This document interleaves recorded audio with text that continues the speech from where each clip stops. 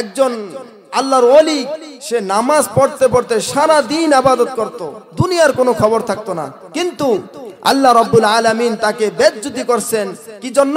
তার মায়ের কথাকে তিনি গুরুত্ব না দিয়ে তিনি নামাজি পড়তেছেন। আল্লাহ রাব্বুল আলামিন কিভাবে বেজ্জতি করছে শুনুন। যুবক ভাইরা, যারা পিতামাতার সন্তান আছো, মনোযোগ দিয়ে শোনো। তিনি কিন্তু একজন ইবাদত আবেদ, সারা দিন নামাজ পড়তেন, ইবাদতে করতেন, জিকির আজকার করতেন, একজন হক্কানি আবেদ, আল্লাহর কাছে মকবুলিয়ত একজন আবেদ। কিন্তু এমন অবস্থা হয়েছে, তার মায়ের কথাকে সে গুরুত্ব না দিয়ে নামাজি পড়তেছিলেন। এই জন্য আল্লাহ রাব্বুল আলামিন তাকে এমন ভাবে অপদস্থ করেছেন। হঠাৎ করে ওই এলাকায় একটি অবিবাহিত মেয়ের সন্তান হয়েছে। আপনাদের ভাষায় কি বলে? জারজ সন্তান বলে নাকি? যাদের বিবাহ হয় না, যদি সন্তান হয় কেমন হবে? পুরো এলাকা তোলপাড় হয়ে যাবে, কে করছে অমুক চেয়ারম্যান নাকি না। এখন সবাই এক ডাকে বলতেছে, ওই জুপড়ি ঘরে থাকে, আমরা তো দেখি সারাদিন নামাজ পড়ে সেই কাম করেছে। দেখেন কোথেকে কি বিপদ আসছে। ওই লোকই এই কাম করেছে, সে নামাজ পড়ে কিন্তু জিনাও করে, তার নামাজের কোনো গুরুত্ব নাই। কিসের নামাজ পড়ে? ভণ্ডামি করে। লোক জড়ো হয়ে গেছে, ওই জুপড়ি ঘরে চারপাশে লোক জড়ে গেছে। কি হয়েছে? বিভিন্ন জায়গাতে লোক এসে গেল। একজনে কেউ পাথর মারে, কেউ ঢিল মারে, কেউ ইট পাক্কেল মারতেছে। সে তো হতভম্ব, সে কিন্তু ইবাদত করে যাচ্ছে। লোকেরা এক পর্যায়ে তার ঘরের ভিতরে ঢুকে তাকে ঘর থেকে বের করে তার শরীরে আঘাত করলো, যে বলতেছে তুমি এখানে ভণ্ডামি করো নাকি? তুমি এখানে জিনা করো আর তুমি এখানে ইবাদত করো, কিসের নামাজ পড়ো? লোক দেখানো নামাজ পড়ো নাকি? ওই জোরাইস তো হতভম্ব, কি হইল? কারে তুমি জানো না কি হয়েছে? অমুক জায়গায় অমুক মেয়ের সন্তান হয়েছে, তুমি তার সাথে অবৈধ সম্পর্ক করছো, তুমি অবৈধভাবে তাকে ইউজ করছো, এই জন্য যারও সন্তান হয়েছে। সবাই বলে তুমি করছো এই কাম। আল্লাহর ওলি জুরাইস কিছুই বুঝতে পারে না, কিছু না বুঝে বলে যে তুমি নিয়ে আসো তাদেরকে, ওই বাচ্চা এবং বাচ্চার মাকে নিয়ে আসো, কি ঘটনা হয়েছে দেখি। যখন নিয়ে আসলেন, বাচ্চাকে প্রশ্ন করলেন জুরাইস, ইসমু আবুক, তোমার বাপের নাম কি বলো, সত্যি করে বলো। তখন ওই যুবক, আল্লাহ রাব্বুল আলামিন ছোট বাচ্চার জবান খুলে দিলেন। মাঝখান দিয়ে আল্লাহ রাব্বুল আলামিন আল্লাহ তাআলার ওলিকে অপদস্থ করাইছেন একমাত্র মায়ের জন্য। তারপরে তাকে আবার শুধরে দিয়েছেন। সে যে খাঁটি ইবাদতকারী সেইটাও মানুষের কাছে প্রমাণ করে দিয়েছেন। আল্লাহ রাব্বুল আলামিন ওই ছোট বাচ্চার 6 মাস বয়সী বাচ্চার জবান খুলে দিলেন। আমি হইলাম, আমার বাপ হলো অমুক রাখালের ছেলে আমি। তখন মানুষের কাছে মেসেজ এসে গেল, আমরা তো ভুল করেছি, তাকে কি করছি? অপদস্থ করেছি, অপমানিত করেছি। এই অপমানিত মানুষ ইচ্ছা করে নাই, আল্লাহ তাআলার তরফ থেকে আসছে, ঠিক না?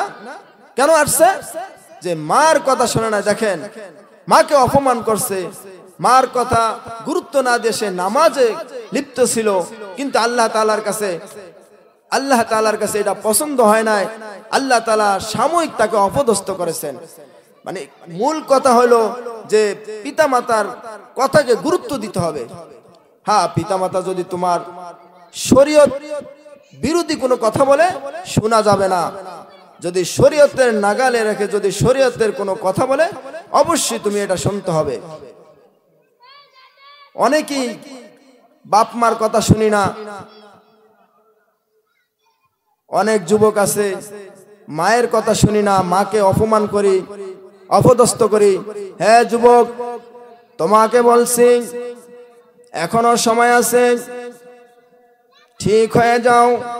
যেদিন তোমার মায়ের কথা আল্লাহর দরবারে পৌঁছে যাবে বদদুয়া, সেদিন তুমি রেহাই পাইবে না। যতই ইবাদত করো না কেন, তোমার কোনো রেহাই নাই। আপনারা জানেন আব্দুল কাদের জিলানীর কথা তো সবাই শুনছেন নাকি? আব্দুল কাদের জিলানীর কথা সবাই শুনছেন না? আব্দুল কাদের জিলানী এত বড় পীর, সবাই বলেন এত বড় হলেন কিভাবে বলেন তো? মায়ের দোয়ায়। সে এত বড় আল্লাহর ওলি হলেন একমাত্র মায়ের দোয়া। আবার কোন ব্যক্তি যদি মায়ের কথাকে অমান্য করেন, পিতামাতার কথাকে অমান্য করেন, আবার সে হয়ে যায় নিকৃষ্টতম চতুষ্পাদ জানোয়ার থেকেও খারাপ। বালহুম আদল, যে শুকর আছে, শুকর চিনেন তো আপনারা, শুকরের চেয়েও খারাপ হয়ে যায় যদি সে কি করে, পিতামাতার কথা না শোনে।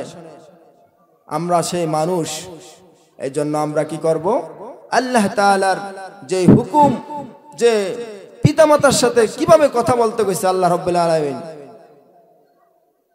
কওলান কারীমা, মানে সম্মান বজায় রেখে সম্মানের সাথে কথা বলতে হবে। একজন গোলাম তার মনিবের সাথে যেইভাবে কথা বলে, যেমন কথার কথা একটা মেসাল দিলে বুঝবেন, যেমন আপনার মতো একজন লোককে প্রধানমন্ত্রী দাওয়াত দিছে, ডক্টর ইউনূস সাহেব গেলেন, এখন ওইভাবে তার সাথে কিভাবে কথা বলবে এটা আমরা নিজেরই মনে আইসা পড়বে, মস্তিষ্কে আইসা পড়বে যে একজন দেশের প্রেসিডেন্ট, তার সাথে আমি কিভাবে কথা বলবো। এর থেকেও আরো সুন্দর করে পিতামাতার সাথে কথা বলতে হবে। এটা আমার কথা নয়, এটা আল্লাহ তাআলার কথা।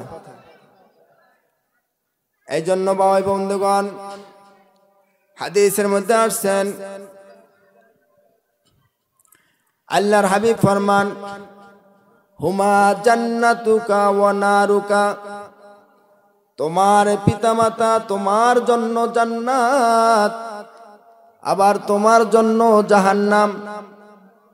তুমি যদি তোমার পিতামাতার খেদমত করে যাইতে পারো, তাহলে তোমার জন্য রয়েছে জান্নাত। তোমার পিতামাতা তোমার জন্য দোয়া করবে, জান্নাতের দোয়া করবে। আর তোমার পিতামাতা যদি তোমার জন্য বদদোয়া করে, তাহলে তোমার হবে জাহান্নাম। এখন যারা আমরা পিতামাতার সন্তান আছি, তারাই ফয়সালা করি কোন দিকে যাব আমরা, জান্নাতে যাব না জাহান্নামে যাব। জান্নাতে যাব, যদি জান্নাতে যাইতে হয় তাহলে কি করতে হবে, পিতামাতার কি করতে হবে, খেদমত করতে হবে। পিতামাতার কি লাগে প্রতিনিয়ত খবর রাখতে হবে। আপনি যেখানে থাকেন না কেন, মানা নাই, আপনি এখানে ঢাকা থাকেন, আপনার পিতামাতা বাড়িতে, আপনি কি করবেন, ওইখান থেকে দৈনিক খবর নেবেন পিতামাতা কি খেয়ে আছে না না খেয়ে আছে। যদি আপনার উপরে অসন্তুষ্ট হয়ে যায়, আল্লাহ রাব্বুল আলামিন কিন্তু আপনার উপর অসন্তুষ্ট হয়ে যাবে। আসাখতুল রব্বি ফি সাখতুল ওয়ালিদ।